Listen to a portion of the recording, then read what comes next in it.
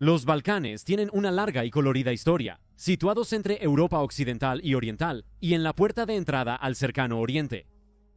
Es aquí donde las culturas y las religiones han chocado durante siglos, durante las luchas por la identidad y las libertades, lo que ha llevado a que la desconfianza e incluso el odio se inculquen en cada generación, solo esperando ser liberados. Durante los años 1990, cuando una nación comenzó a fracturarse en 7, esos viejos agravios comenzaron a resurgir de manera espectacular y horrorosa, llevando a una guerra que vería atrocidades no presenciadas en Europa desde los días del Tercer Reich, y no solo arrastraría a las mayores potencias del mundo, sino que también resaltaría sus debilidades en una batalla que pocos fuera de la región comprendieron. En este episodio, vamos a examinar la historia que condujo a la Guerra de Bosnia de los años 90, explorando el papel que jugó la comunidad internacional en la configuración de los eventos, y preguntaremos, ¿se podría haber hecho más para prevenir esta tragedia? Bienvenido a Wars of the World 1945. Para los años 1900, años de desplazamiento, reubicación pacífica e incluso masacres, habían dejado un impacto indeleble en la composición étnica de la región, creando divisiones tanto culturales como religiosas. A principios de la década de 1910, esto dejó a la región como un foco de actividad terrorista, particularmente en Bosnia, que estaba bajo el control austrohúngaro, donde una gran cantidad de su población tenía ascendencia serbia, siendo Serbia algo única en que era una nación independiente en la región.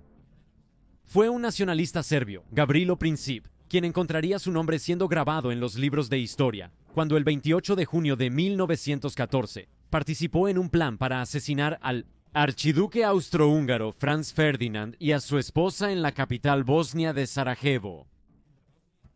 Aunque su esfuerzo inicial no salió según lo planeado, la suerte sonrió a Princip cuando más tarde ese día, el conductor del archiduque tomó un giro equivocado y terminó fuera del mismo café donde Princip se había refugiado. El joven serbio bosnio sacó su pistola y disparó al coche, matando a sus objetivos, pero al hacerlo encendió la chispa que desató la Primera Guerra Mundial. Tras la guerra y la disolución del Imperio Austrohúngaro, los aliados victoriosos participaron en la formación de naciones en los Balcanes, en un esfuerzo por evitar que la región explote en nacionalismo y violencia étnica.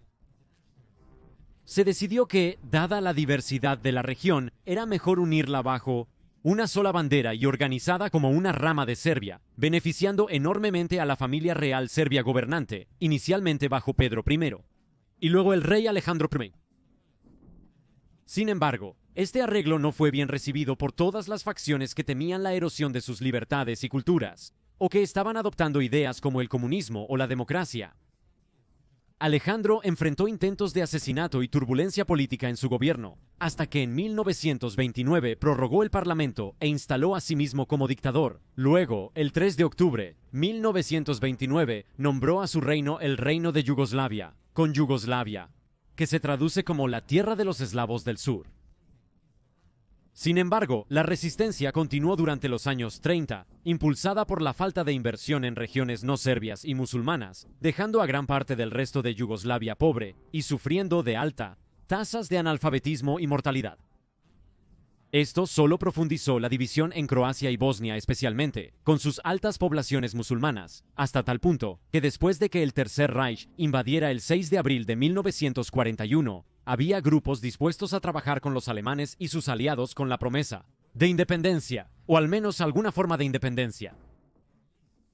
Las autoridades croatas profascistas especialmente estaban ansiosas por trabajar con los invasores, obteniendo autonomía incluso en Bosnia y tierras serbias a cambio de participar en el asesinato generalizado de no croatas, junto con judíos y gitanos romaníes en nombre de sus amos nazis.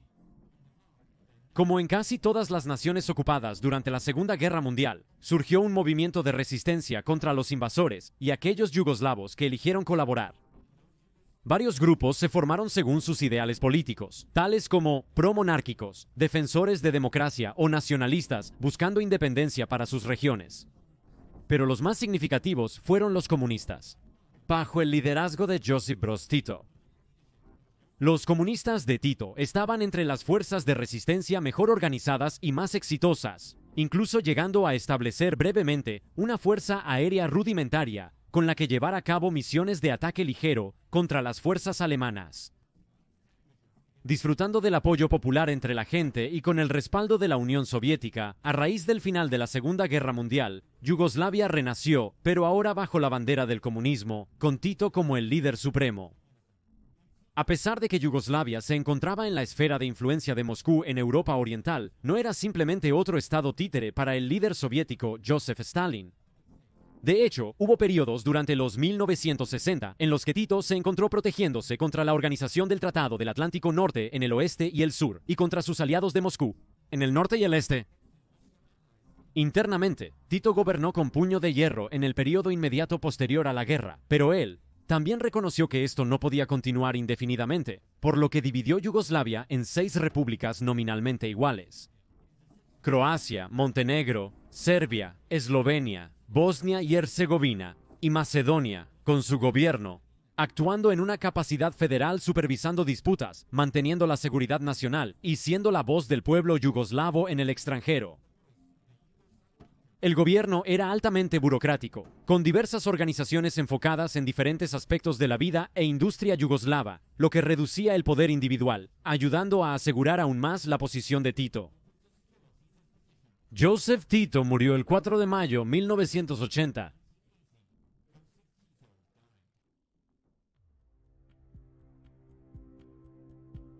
Gran parte de la culpa del colapso de Yugoslavia tiende a atribuirse a la muerte de Tito, siendo su férreo control visto como una fuerza unificadora en un contexto políticamente y étnicamente diversa nación. Sin embargo, este es un punto de vista algo estrecho, ya que varios factores contribuyeron a la eventual ruptura, tanto antes como después de la muerte de Tito. El propio Tito reconoció que su país comenzaba a fracturarse a menos que actuara rápidamente en la década de los 70, lo que lo llevó a introducir amplias reformas políticas. El 21 de febrero de 1974, la cuarta y última constitución de Tito se promulgó como ley. La constitución era extremadamente compleja y de gran alcance, e incluía un mayor autocontrol de la industria y la agricultura, mientras mantenía los ideales socialistas. Kosovo y Vojvodina, 2 provincias constituyentes de Serbia, también recibieron de manera bastante controvertida una autonomía sustancialmente aumentada, incluyendo el poder de veto en el Parlamento serbio, a pesar de que su composición étnica es predominantemente albanesa y de fe musulmana. Muchas medidas calmaron parcialmente los movimientos independentistas en las repúblicas yugoslavas y parecían efectivas en la segunda mitad de los 70, cuando Yugoslavia disfrutó de estabilización económica, como políticamente. Sin embargo, la Constitución debilitó el poder del gobierno federal, dando a cada república una mayor sensación de identidad y un gusto por la autodeterminación. La única república que no acogió las reformas, sin embargo, fue Serbia misma, ya que no solo vieron debilitada su propia influencia sobre el Estado, sino que también temían por el futuro de los serbios étnicos que vivían en repúblicas predominantemente musulmanas, como Bosnia y Croacia. Habiendo sido una fuerza tan importante en la política yugoslava durante tanto tiempo, la muerte de Tito y sus reformas Kosovo, que comenzó a exigir reconocimiento como una república yugoslava, algo a lo que los serbios se opusieron vehementemente. Las tensiones en Kosovo entre los serbios cristianos ortodoxos del este y la mayoría albanesa, así, se intensificaron en los 80, y escenas parecidas surgieron en las otras repúblicas. Entonces, en 1987 apareció una figura en Serbia que se asociaría con el sufrimiento de la región en los 90. Slobodan Milošević nació en Serbia el 29 de agosto de 1941, de padres montenegrinos, y era un comunista devoto, convirtiéndose en una estrella en ascenso en la política serbia en las décadas de los 70 y 80, antes de llegar al poder en Serbia en una ola de apoyo populista, gracias a sus llamados a la reforma antiburocrática y la restricción del poder en Kosovo, Vojvodina y Montenegro. En ese momento, el país, una vez fuertemente comunista, estaba atrapado en una ola de revolución anticomunista que comenzaba a barrer a través Europa Oriental. Mientras el poder de la Unión Soviética decaía, también inició reformas que finalmente provocaron su desmoronamiento. Para los años 90, el respeto por la autoridad federal en Yugoslavia estaba en gran medida confinado a Serbia, Montenegro y los serbios étnicos que vivían fuera de la cuna de su cultura. En Croacia, la Unión Democrática Croata Nacionalista fue elegida para el poder, liderada por el nacionalista Franjo Tuđman, bajo el lema de proteger a Croacia de Milošević y por asociación los serbios étnicos dentro de las fronteras de la República. A raíz de la crisis, Eslovenia y Croacia votaron por la independencia, seguidas poco después por Bosnia, pero la oposición era alta, particularmente entre el liderazgo del ejército yugoslavo, que estaban presionando al ahora casi impotente gobierno federal para declarar un estado de emergencia para que pudieran suprimir los movimientos de independencia. Sin embargo, Croacia y Eslovenia declararon su independencia el 25 de junio de 1991 en violación de la Constitución de 1974 de Tito, ya que ninguna república tenía el apoyo unánime de las demás. La Comunidad Económica Europea intentó mediar en la situación, pero rápidamente estalló la violencia entre los estados recién independizados y el ejército yugoslavo, el Ejército Popular Yugoslavo, predominantemente controlado por serbios. En un acontecimiento dramático, en diciembre de 1991 Alemania, recién reunificada tras 45 años de estar dividida en este y oeste, reconoció tanto a Croacia como a Eslovenia como naciones independientes. La Ejército Popular Yugoslavo continuó las operaciones de combate en 1900. Un esfuerzo por retener la tierra, pero fue en vano, y Yugoslavia había comenzado a formalmente fracturarse. Aunque el Ejército Popular Yugoslavo se retiraría en gran medida de la lucha, en 1992 los serbios étnicos continuaron su lucha contra sus nuevos gobiernos locos, con la esperanza de volver a unirse a la madre patria o crear sus propios estados independientes.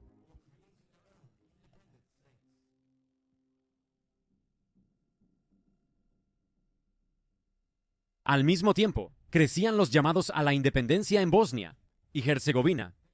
Esta región tenía una población diversa de musulmanes, que más tarde se conocieron como bosníacos, serbios bosnios y croatas bosnios.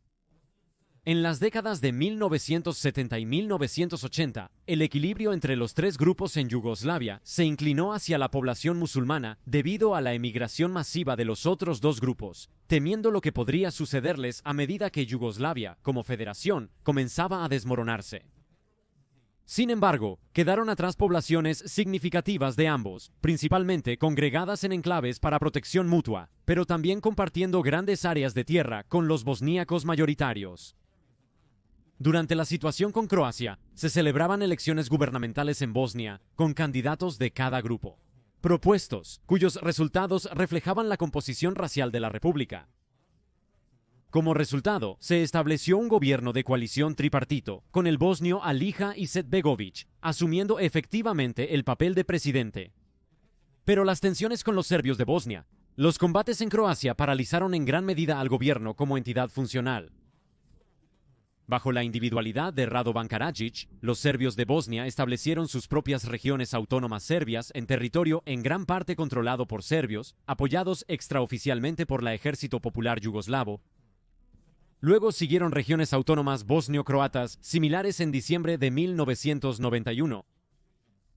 Con Alemania ya habiendo reconocido la independencia de Croacia y Eslovenia, la comunidad europea se sintió obligada a invitar a Bosnia y Herzegovina a solicitar reconocimiento, lo que también llevó a la celebración de un referéndum sobre la independencia el 29 de febrero de 1992.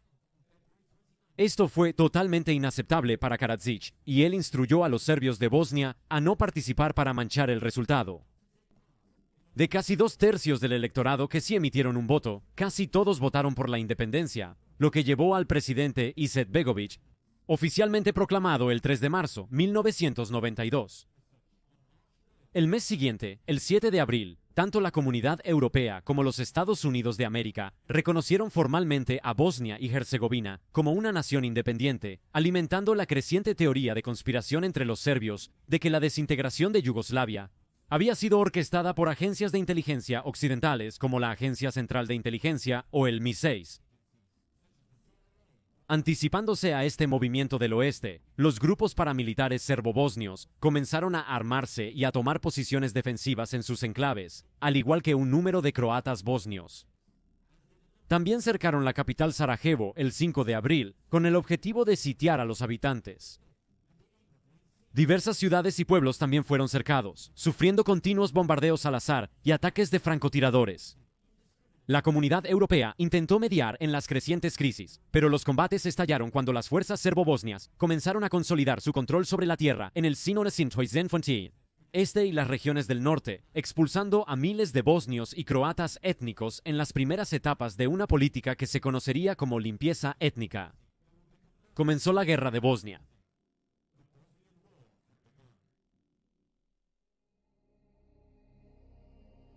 Los primeros años de 1990 fueron un periodo optimista para el oeste. La Guerra Fría no solo había terminado sin un conflicto militar directo entre las superpotencias y sus aliados en Europa, sino que había terminado con una explosión de revolución democrática en Europa del Este. Alemania se había reunificado y la mayor crisis internacional en décadas, la invasión de Kuwait en 1990 por el Irak de Saddam Hussein, fue superada rápidamente por una coalición militar internacional liderada por los Estados Unidos, algo que no se había visto desde la Segunda Guerra Mundial, y que empleó tecnología que parecía casi ciencia ficción solo 10 años antes. Por lo tanto, los Estados Unidos y, por asociación, la alianza militar de la Organización del Tratado del Atlántico Norte eran la fuerza militar más avanzada, capaz y dominante en ese momento. Con eso en mente, muchos se preguntaron qué iban a hacer específicamente las potencias de Europa Occidental sobre la crisis que se estaba desarrollando justo en su puerta. La Organización del Tratado del Atlántico Norte aún estaba enredada en el concepto de defensa mutua de sus fronteras, y sin una amenaza directa de Yugoslavia, permaneció así. El presidente de los Estados Unidos, George Bush, tras su éxito en la Guerra del Golfo, se enfocó crecientemente en la terrible situación en Somalia, donde las tropas estadounidenses ayudaban a los pacificadores de la Organización de las Naciones Unidas, superados en armamento, y bajo ataque de los señores de la guerra somalíes, mientras intentaban entregar ayuda humanitaria. Tener que hacer lo mismo en Yugoslavia, donde la situación era aún más complicada que en Somalia, no auguraba nada bueno para muchos en el gobierno republicano de George Bush. A pesar de esta renuencia, las Naciones Unidas, por otro lado, se sintieron obligadas a involucrarse, principalmente en la entrega de ayuda y la creación de zonas resguardadas por la Organización de las Naciones Unidas, en las que todos dentro serían desarmados por sus tropas de paz, a cambio de recibir su protección. Esto llevó al Consejo de Seguridad a aprobar la Resolución 743 el 21 de febrero de 1992 y se centró en la situación en Croacia, mientras los combates entre el ejército croata independiente y el ejército popular yugoslavo se detuvieron y comenzaron las negociaciones. Los cascos azules de la Organización de las Naciones Unidas se centraron en asegurar 3 refugios seguros en Croacia, donde las negociaciones podrían comenzar con relativa seguridad. Apodada la Fuerza de Protección de la Organización de las Naciones Unidas, o la Fuerza de Protección de las Naciones Unidas, lograron optimistamente la retirada de las tropas del Ejército Popular Yugoslavo de Croacia en mayo de 1992, pero muchos de la población serbia se negaron a aceptar cualquier acuerdo que veía a Croacia asegurando su independencia de Yugoslavia. Continuaron con su resistencia, apoyados por seguidores en Serbia, atacando a las fuerzas croatas y asentamientos no serbios, así como convoyes de ayuda humanitaria. Dada la empeoramiento de la situación entre el gobierno de Bosnia y Herzegovina y los serbios de Bosnia, para junio de 1992, la misión de Fuerza de Protección de las Naciones Unidas se expandió al recién independizado país. Pero, a diferencia de Croacia, no había un cese al fuego que respetar. Por lo tanto, la misión de la Organización de las Naciones Unidas en Bosnia y Herzegovina requería una respuesta mucho más delicada, para evitar que los pacificadores se vieran envueltos en el conflicto, algo que fue vehementemente opuesto por casi todas las partes. El primer papel de las fuerzas de protección de la Organización de las Naciones Unidas en Bosnia fue asegurar el aeropuerto en la ciudad capital de Sarajevo para permitir el establecimiento de un puente aéreo para traer un flujo constante de ayuda. Esto comenzó el 5 de junio de 1992 y luego se amplió para incluir la protección de los convoyes de ayuda organizados por agencias como la Cruz Roja Internacional. Se autorizó a los pacificadores involucrados en esta operación extremadamente peligrosa a defenderse en caso de ser atacados, pero podían hacer muy poco para prevenir la violencia desde el principio. Reconociendo esto, las fuerzas serbo-bosnias a menudo intentaban frustrar los convoyes, estableciendo puestos de control en las carreteras, donde tendrían que llevarse a cabo largas negociaciones. Dado que los serbo-bosnios no estaban técnicamente atacando los convoyes, los pacificadores no tenían mandato para abrir fuego, dejando a muchos convoyes esencialmente varados.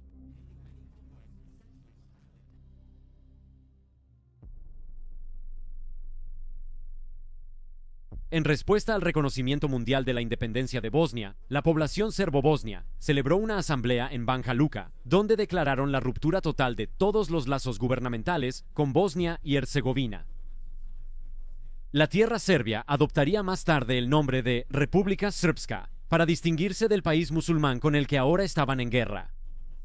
Pero en lugar de buscar su propia independencia, se suscribieron al concepto de una Gran Serbia, esencialmente tierras serbias en estados vecinos, que se absorberían por Serbia creando un estado serbio más grande. Para entender los eventos que estaban a punto de asolar a Bosnia y Herzegovina, es importante considerar cuán profundo había comenzado a ser el odio secular entre las facciones ahora en guerra, como resultado de las diferencias religiosas y culturales. Biljana Plavšić era una profesora serbo-bosnia y vicepresidenta de la República Srpska, quien argumentó a favor de la guerra en términos científicos, haciendo eco de manera inquietante a la retórica del Tercer Reich casi 50 años antes. Durante el curso del conflicto, cuando se le preguntó si su pueblo debería negociar un acuerdo de paz, ella respondió: "Fue material genéticamente deformado el que abrazó el Islam. Ahora, con cada generación sucesiva, simplemente se convierte concentrado. Se pone peor y peor. Simplemente se expresa y dicta su estilo de pensamiento, que está arraigado en sus genes. Con el pasar de los siglos, los genes se degradaron más. Con esta mentalidad, al igual que el concepto de la raza aria nazi, los serbios bosnios pudieron cometer las atrocidades más viles, ya que no consideraban a su enemigo como seres humanos. Por su parte, el 1 de marzo de 1992, un pistolero musulmán abrió fuego contra una procesión de boda serbia-bosnia en Sarajevo, después de que se viera a algunos de los invitados ondeando banderas serbias.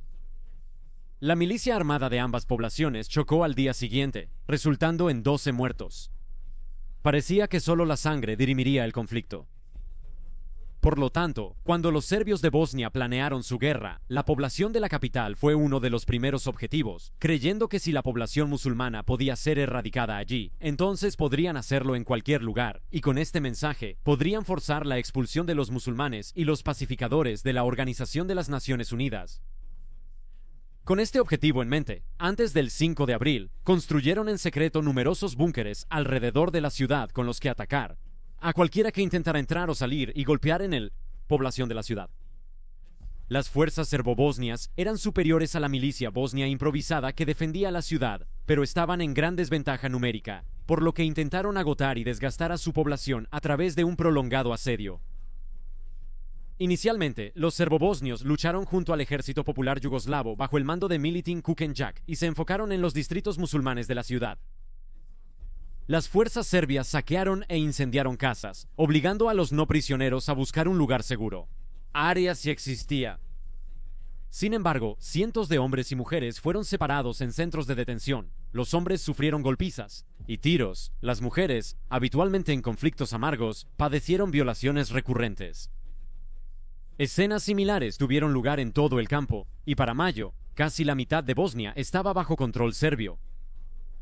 Para el 2 de mayo la ciudad estaba completamente aislada, pero el ejército popular yugoslavo, las columnas blindadas, pese a sus reiterados intentos por tomar la ciudad, incluyendo un fuerte embate central, no consiguieron la victoria, lo que les forzó a continuar con el asedio y bombardeo.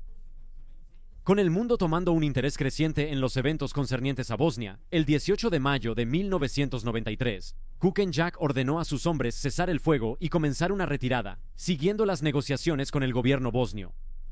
No obstante, el asedio continuó, ahora asumido exclusivamente por las fuerzas serbo-bosnias, bajo el mando de Ratko Mladić. Sin embargo, esto no fue más que una jugada política de Milosevic en Belgrado, ya que ordenó que se retiraran los miembros del Ejército Popular Yugoslavo nacidos fuera de Bosnia. Los demás serían transferidos al mando de Mladić. Las últimas tropas del Ejército Popular Yugoslavo en la ciudad se retiraron poco antes de que la Organización de las Naciones Unidas se estableciera en el aeropuerto de Sarajevo. El bombardeo de la población continuó durante este periodo, con una breve pausa el 20 de junio para permitir que los pacificadores tomaran el control del aeropuerto, que hasta entonces había estado bajo control serbio. El 28 de junio el presidente francés Mitterrand se convirtió en el primer líder occidental en visitar la ciudad y ver la devastación de primera mano. Su visita ayudó a destacar la difícil situación de la población. Con el mundo ahora más consciente que nunca de los eventos que ocurren en los Balcanes, hubo crecientes llamados para que los serbios bipartidistas dejen sus armas más pesadas y las entreguen a los pacificadores de la Organización de las Naciones Unidas. Los serbios ya estaban establecidos firmemente en el mundo, vistos como los malhechores en la historia y con motivo justificado. Pero esto eclipsó los crímenes contra la humanidad cometidos tanto por las tropas bosnio-croatas como musulmanas, así como el hecho de que esta guerra parecía carecer de cualquier regla. La llegada de las tropas de la Organización de las Naciones Unidas complicó las cosas para los serbios, quienes se vieron obligados a observar aviones volando hacia la ciudad. Además de llevar ayuda a aquellos a quienes intentaban matar de hambre, también traían a los medios de comunicación globales que informaban sobre los horrores en desarrollo. Las imágenes del bombardeo y los disparos continuos se transmitían a millones de hogares en todo el mundo, alimentando los llamados a una mayor intervención internacional. El 30 de agosto de 1992, cayeron proyectiles en un mercado abarrotado de la ciudad, matando a 13 personas y hiriendo a más de 100, lo que provocó indignación internacional.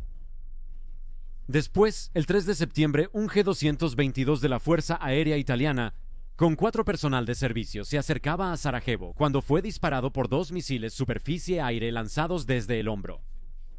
Las armas guiadas por infrarrojos se dirigieron a los motores turbopropulsores del avión, detonando cerca y dañando mortalmente la aeronave. Los pilotos italianos intentaban desesperadamente recuperar el control, pero sin éxito, y se estrelló contra una ladera, matando a los 4 a bordo. Al principio, se asumió naturalmente que los serbios eran responsables, pero las investigaciones posteriores han llevado a acusaciones de que en realidad fueron las fuerzas bosnio-croatas las responsables, ya que el avión cayó en territorio a unas 27.3 kilómetros de la ciudad que ellos controlaban en ese momento.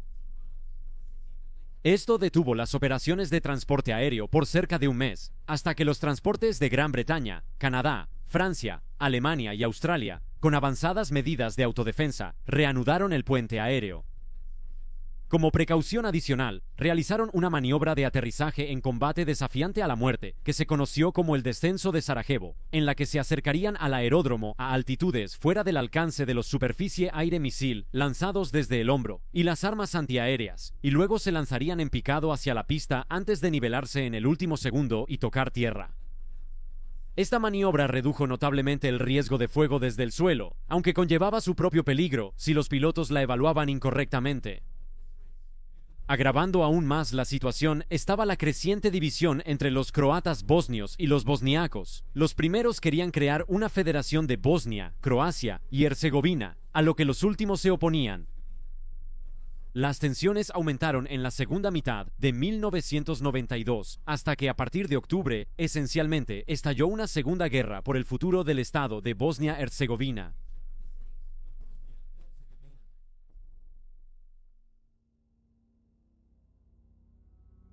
El nuevo año no parecía poner fin a los combates, con el asedio de Sarajevo continuando.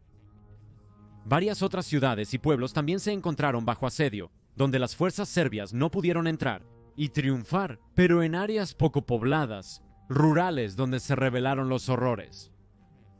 Con más ganancias serbias a principios de 1993, el mundo estaba cada vez más consciente del concepto de limpieza étnica. Cabe señalar que el concepto de limpieza étnica difiere del de genocidio, aunque los medios occidentales rara vez hacen la distinción en sus informes de los eventos que están ocurriendo. La diferencia es que el principal objetivo de la limpieza étnica es la expulsión de un grupo de personas de una área geográfica, pero no necesariamente a través de la destrucción física real de ese grupo. Por ende, miles de civiles se desplazaron durante los combates, encontrándose su territorio bajo el control de un grupo étnico distinto. Nuevamente, todas las facciones participaron, siendo los serbios los más activos en el proceso.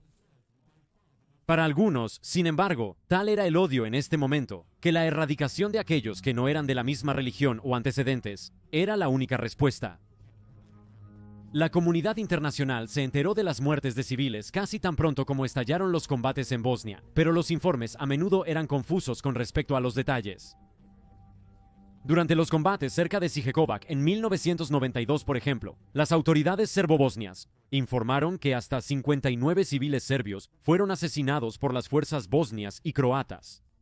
No obstante, Si estos fueron asesinatos deliberados o no, sigue en disputa. Los acusados por los serbios insisten en que las muertes ocurrieron accidentalmente en combate, o que los serbios los pusieron en peligro intencionalmente para descreditar al gobierno de Sarajevo. Aún así, se tomaron represalias, preparando el terreno para algunas de las peores atrocidades desde la Segunda Guerra Mundial. Más de 800 no serbios fueron asesinados en la limpieza étnica de la región de Zvornik, mientras que más de 1000 fueron asesinados en la limpieza de Visegrad. Aún se debate, pero se sugiere que podría llegar hasta 3000 personas. En este último caso, los serbios bosnios introdujeron un nuevo concepto aterrador en el establecimiento de campos de violación para mujeres y niñas capturadas, que sería parte del proceso de limpieza étnica, considerándose además como una fuente de cruel diversión para las tropas serbias. También tenía la intención de eliminar la existencia de la población musulmana. Como represalia, las tropas bosnias emboscaron a varias tropas del Ejército Popular Yugoslavo en retirada, pacíficamente por acuerdo con Belgrado, y el 12 de julio de 1992 mataron a 69 bosnios, combatientes y civiles serbo-bosnios que intentaron rendirse a ellos. Para minimizar el riesgo a los civiles, el 16 de abril de 1993, la Seguridad de las Naciones Unidas aprobó la Resolución 819, declarando la ciudad de Srebrenica una zona segura, libre de ataques armados o cualquier otro acto hostil, aplicado por las tropas de mantenimiento de la paz de la Organización de las Naciones Unidas, que asumieron la responsabilidad de desarmar a cualquiera que quisiera entrar. El cielo sobre Srebrenica también fue declarado zona de exclusión aérea.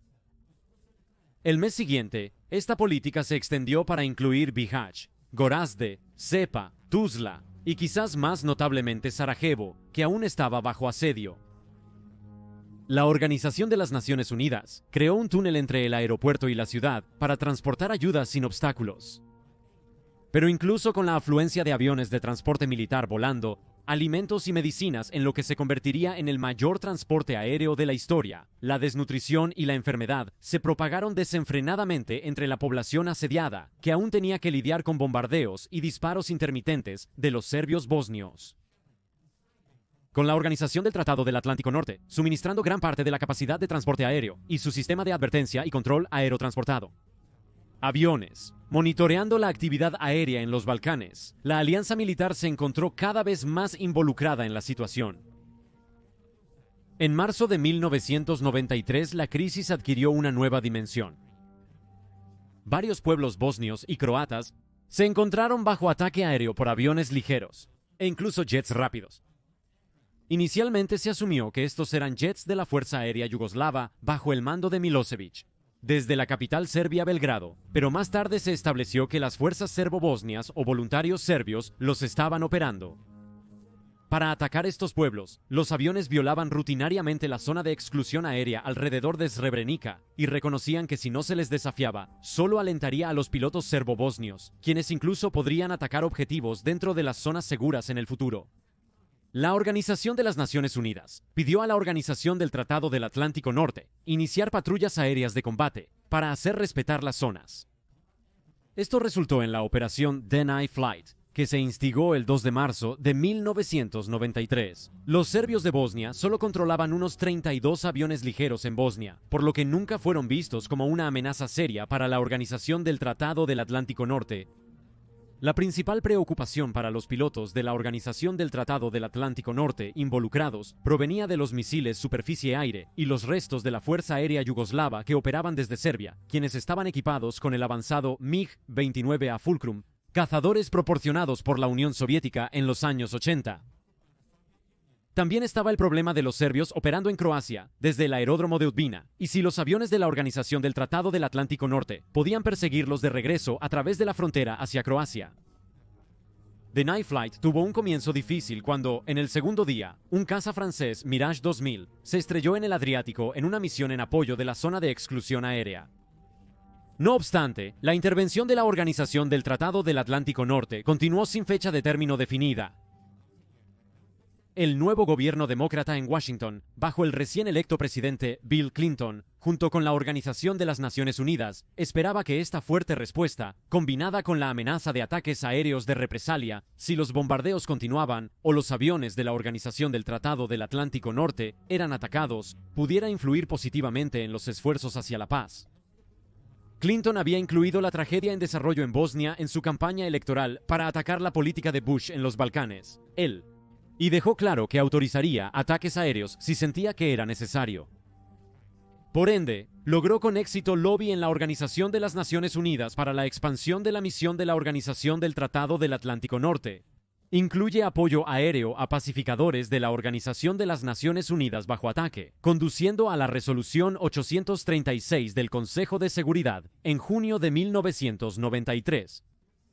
Sin embargo, la resolución mandataba que la Organización del Tratado del Atlántico Norte no podía operar sin, primero, la autorización de la Organización de las Naciones Unidas, que los líderes de la Organización del Tratado del Atlántico Norte creían que amenazaba la seguridad de los pacificadores en el terreno que podrían necesitar apoyo aéreo en solo un momento de aviso. Este sistema de doble llave se volvió más problemático cuando la Organización del Tratado del Atlántico Norte, presionada por Washington, empezó a planear una campaña aérea para terminar el asedio de Sarajevo. Mientras que negar el vuelo parecía tener éxito en mantener a los aviones de ataque serbobosnios fuera de la lucha, al menos por el momento, los helicópteros eran otro problema, ya que estos podían volar extremadamente bajo, lo que los hacía difíciles de detectar en el radar en el terreno montañoso de Bosnia. Cuando se detectaban aviones en vuelo, el acuerdo entre la Organización del Tratado del Atlántico Norte y la Organización de las Naciones Unidas, que requería consenso para la acción militar, frustraba y retrasaba los esfuerzos para detenerlos. Agravando aún más la situación, fue el aumento de hostilidad entre los bosníacos y la población bosnio-croata, quienes habían organizado a sí mismos y su territorio en 1980, un nuevo estado denominado la República Croata de Herceg-Bosnia. A lo largo de 1994, ambos grupos realizaron un número de presuntos asesinatos recíprocos. El 21 de octubre de 1993, las tropas bosnio-croatas asesinaron a 31 civiles bosníacos en Stupni Do, en Bosnia Central, mientras que los combatientes bosníacos mataron a 26 croatas en una masacre en Bohinj Kuk, cerca de Vitez, el 9 de enero de 1994, lo que provocó que los croatas respondieran masacrando a 27 bosníacos en Vitez más de 2 semanas después. Bajo la presión de intensos combates con los serbios y alentada por Estados Unidos, el primer ministro bosnio, Haris Silagić, el ministro de Relaciones Exteriores croata, Matej Granić, y el presidente de Herceg-Bosnia, Krešimir Šubić, firmaron un acuerdo de paz en Washington, Distrito de Columbia, el 18 de marzo de 1994.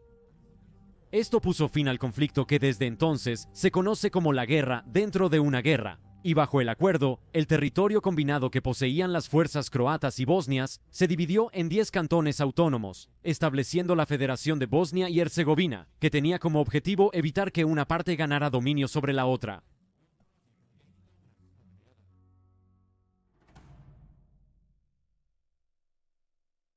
El 5 de febrero de 1994, la situación se intensificaría cuando las fuerzas serbias dispararon deliberadamente a un mercado en Sarajevo con un 100. Un mortero de 122 milímetros causó la muerte de 68 civiles y dejó heridos a 144. Aunque la culpa se atribuyó a las fuerzas serbias, en ese momento la confusión que rodeaba el evento era tal que los investigadores occidentales se dividieron sobre si se trataba de un acto deliberado de la dirección bosnio-serbia, un acto renegado por miembros de las fuerzas bosnio-serbias, o, aun si los bosnios lo hicieron para provocar una respuesta de la Organización del Tratado del Atlántico Norte, pensando que los serbios eran responsables. Esto supone un reto directo para la Organización del Tratado del Atlántico Norte y el 1960 Organización de las Naciones Unidas. La Organización del Tratado del Atlántico Norte estaba ansiosa por responder, y con el permiso de la Organización de las Naciones Unidas, emitieron un ultimátum a los serbios bosnios que rodeaban la ciudad de que a menos que retiraran sus armas pesadas, enfrentarían la ira de la Organización del Tratado del Atlántico Norte. Los serbios bosnios cumplieron evitando ataques aéreos, pero este fue solo el inicio de un año turbulento y volátil para todos los participantes. Poco más de 3 semanas después, la Organización del Tratado del Atlántico Norte y la Organización de las Naciones Unidas fueron desafiadas de nuevo directamente. Cuando el 28 de febrero de 1994, un sistema aéreo de alerta y control, operando como parte de la operación de Night Flight, identificó 8 aviones realizando una misión de bombardeo contra Novi Travnik en el centro de Bosnia desde territorio serbio, violando la zona de exclusión aérea de la Organización de las Naciones Unidas. 500 F-16 C Fighting Falcons de la Fuerza Aérea de Estados Unidos. Los Caballeros Negros del Escuadrón de Cazadores 26 fueron desplegados para interceptar y derribaron 4 jets J-21 Hasreb, con un quinto estrellándose luego debido a los daños del enfrentamiento. Este suceso fue la primera vez que la Organización del Tratado del Atlántico Norte había disparado armas con ira contra un objetivo, pero no sería la última vez. Más de una semana después, los serbios de Bosnia atacaron un avión de transporte español C-212 con un superficie-aire misil lanzado desde el hombro. A pesar del grave daño, la tripulación logró aterrizar el avión de forma segura. Como resultado de estos incidentes, los serbios de Bosnia optaron por retener nuevamente sus aviones de ataque de ala fija y en su lugar recurrieron a apoyar a las tropas de la República Srpska con helicópteros.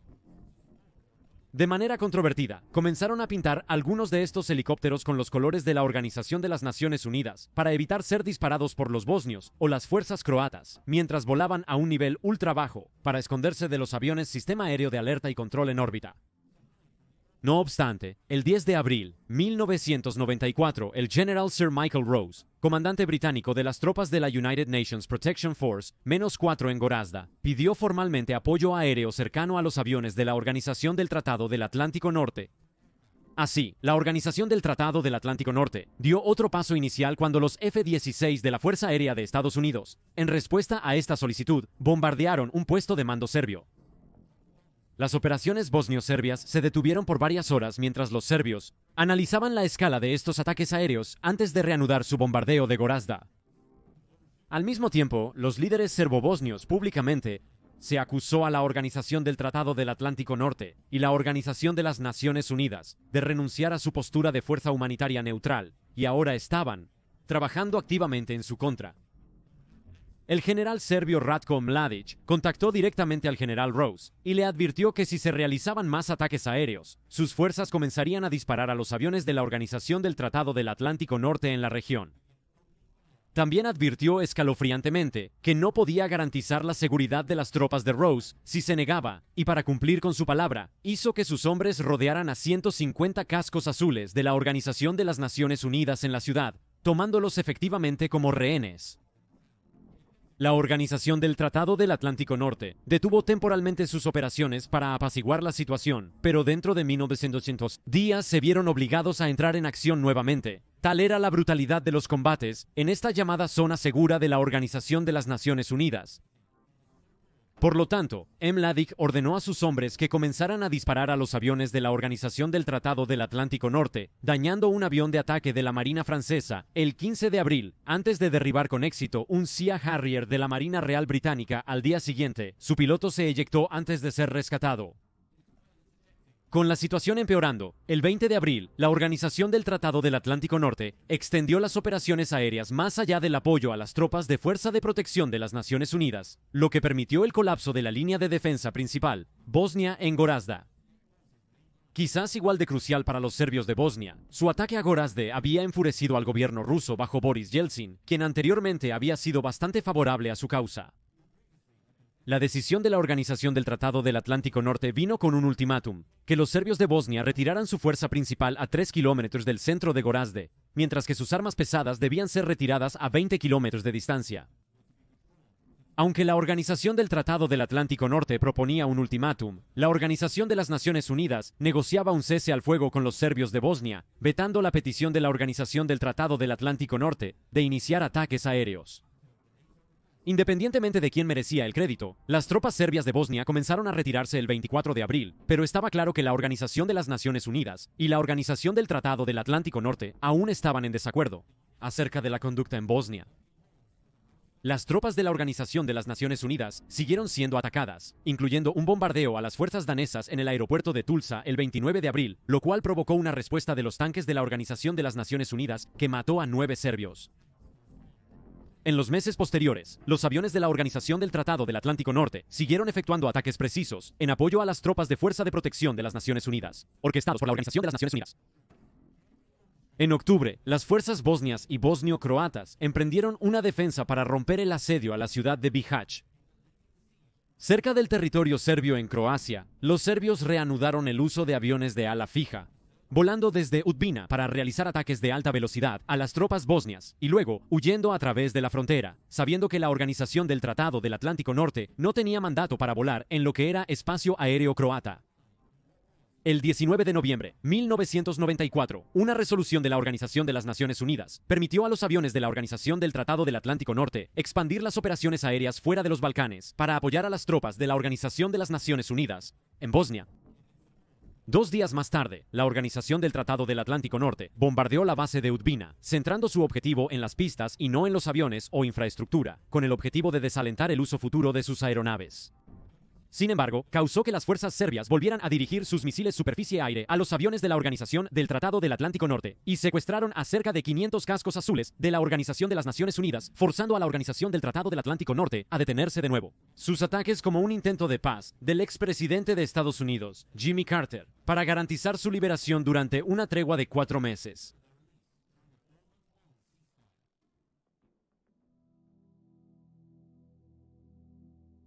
El cese al fuego facilitó a la Organización del Tratado del Atlántico Norte y Organización de las Naciones Unidas reevaluar su enfoque de la situación en Bosnia.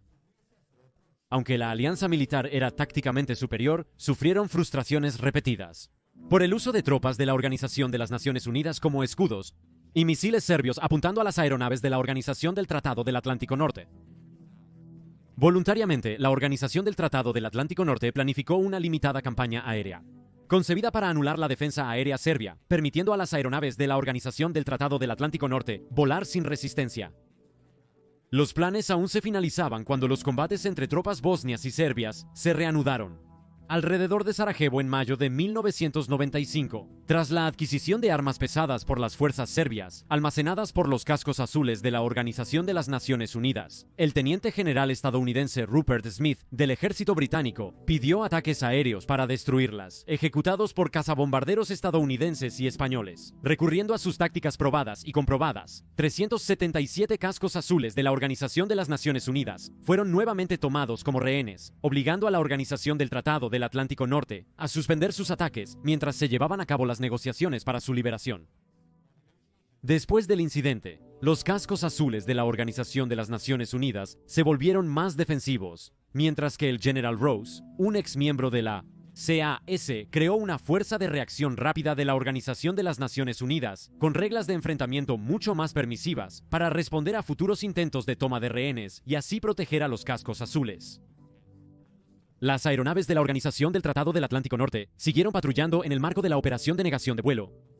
El 2 de junio de 1995, un F-16 de la Fuerza Aérea de Estados Unidos, pilotado por el capitán Scott O'Grady, fue derribado por un misil SA-6 cerca de Mirkonjic Gradin, en territorio serbio. O'Grady se eyectó y pasaría 6 días evadiendo a las fuerzas serbias que querían tomarlo como rehén. En este periodo, líderes estadounidenses demandaron contraataques, pero con los serbios manteniendo rehenes, se los consideró inviables por miedo a ejecuciones serbias. Al final, O'Grady fue rescatado por una fuerza de Marines estadounidenses, lo que desescaló significativamente la situación y permitió que continuara la liberación de los rehenes. La película Detrás de las líneas enemigas se inspiró en la historia de O'Grady.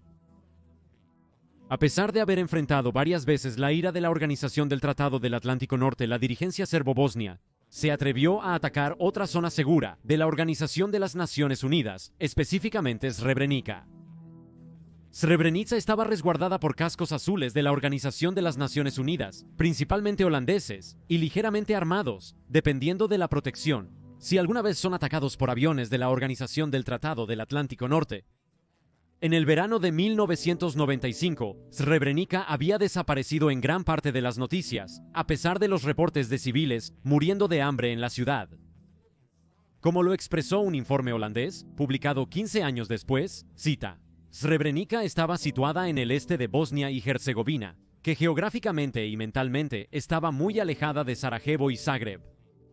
El mundo se centraba en la lucha. Proceso de paz en Sarajevo.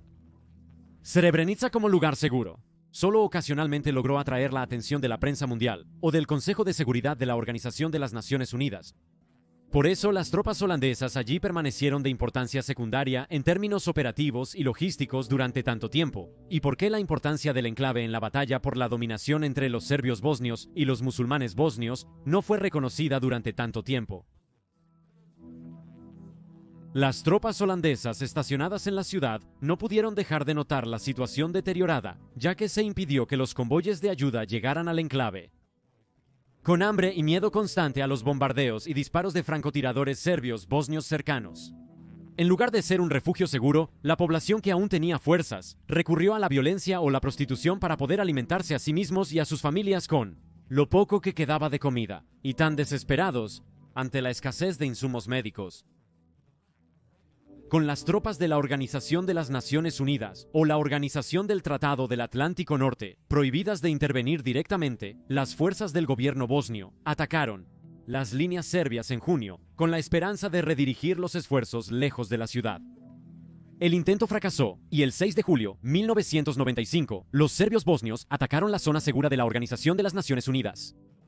Rápidamente superaron los puestos de observación holandeses. Los cascos azules se retiraron o se rindieron a las fuerzas serbias, quienes comenzaron el proceso de limpieza étnica en las casas del Frente Sur.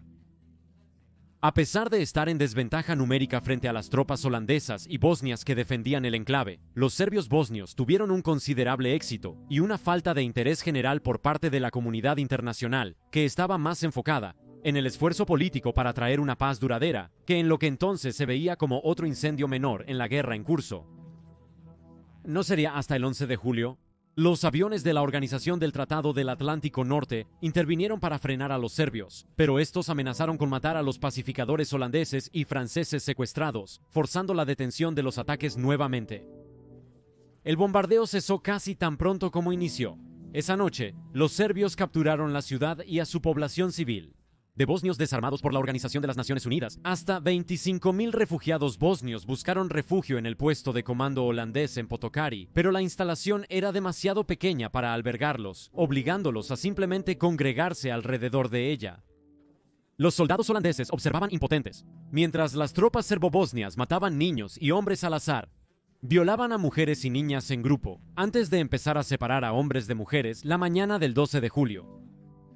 En los días posteriores, se cometieron atrocidades salvajes incluso para los estándares medievales, debido a la violencia desorganizada. Contra los civiles bosnios se transformó en un esfuerzo coordinado para matar a miles de ellos. A pesar de que el enfoque principal eran los hombres en edad militar, niños, ancianos y varias mujeres, también fueron asesinados sistemáticamente. Parte de la población intentó huir a los bosques y unirse a las tropas bosnias, provocando una búsqueda a gran escala de los serbios. Casi nunca se capturaba a los encontrados. En total, unas 8.372 personas fueron masacradas. Tanto la Organización de las Naciones Unidas como la Organización del Tratado del Atlántico Norte estuvieron bajo una intensa presión por su papel en permitir que la masacre ocurriera, relativamente sin oposición. Y así, mientras los serbios de Bosnia continuaban con su limpieza, acciones alrededor del pueblo empapado de sangre, 16 naciones se reunieron para una conferencia en Londres el 21 de julio de 1995 para considerar nuevas opciones para lidiar con la situación en Bosnia. El secretario general de la Organización de las Naciones Unidas, Boutros Boutros-Ghali, habló tras la conferencia. La Organización de las Naciones Unidas permite a sus tropas de mantenimiento de la paz solicitar ataques aéreos de la Organización del Tratado del Atlántico Norte, si se encontraban bajo ataque. Además, la Organización del Tratado del Atlántico Norte podía tomar medidas punitivas si otra zona segura era atacada. El anterior plan de la Organización del Tratado del Atlántico Norte para neutralizar defensas aéreas serbias rápidamente se convirtió en algo más amplio, llamado Fuerza Deliberada. Así, cuando el 28 de agosto de 1995, 37 personas fueron asesinadas por otro ataque de mortero en un mercado de Sarajevo, la Organización del Tratado del Atlántico Norte recibió luz verde para implementarlo, y el 30 de agosto, el primero de una armada de más de 400 aviones de combate, volando desde bases en Italia y portaaviones en el Adriático, llenaron los cielos sobre Bosnia, atacando objetivos con municiones de precisión guiadas. 15 naciones de la Organización del Tratado del Atlántico Norte contribuyeron con aviones a la operación, incluyendo aviones de reconocimiento Tornado de Alemania, siendo esta la primera operación de combate de la Luftwaffe desde 1945, algo que fue utilizado por los serbios para incitar al odio contra la Organización del Tratado del Atlántico Norte, evocando recuerdos de la ocupación nazi. también vería el primer despliegue operativo del MQ-1, Predator Drone, uno perdido por fuego terrestre. Fuerzas terrestres adicionales de Gran Bretaña, Francia y Holanda, sumando cerca de 4.000 tropas, se desplegaron para apoyar la campaña aérea.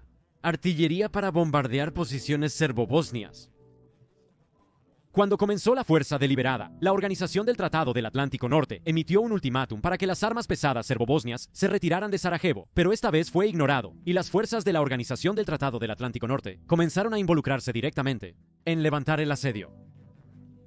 Las fuerzas serbo-bosnias intentaron responder y lograron derribar un avión de ataque francés, Mirage 2000N, con un misil superficie-aire lanzado desde el hombro, con el piloto eyectándose pero siendo tomado prisionero. Pero el poderío de la Organización del Tratado del Atlántico Norte fue aplastante. Para el 14 de septiembre, 1026 bombas habían sido lanzadas sobre las posiciones serbo-bosnias, y con la Organización del Tratado del Atlántico Norte, ahora protegiendo más de cerca a las tropas de la Organización de las Naciones Unidas, poco podían hacer excepto cumplir con las demandas de la Organización del Tratado del Atlántico Norte para retirarse. La Fuerza Deliberada se consideró exitosa y se suspendió, pero continuaron las operaciones de negación de vuelo.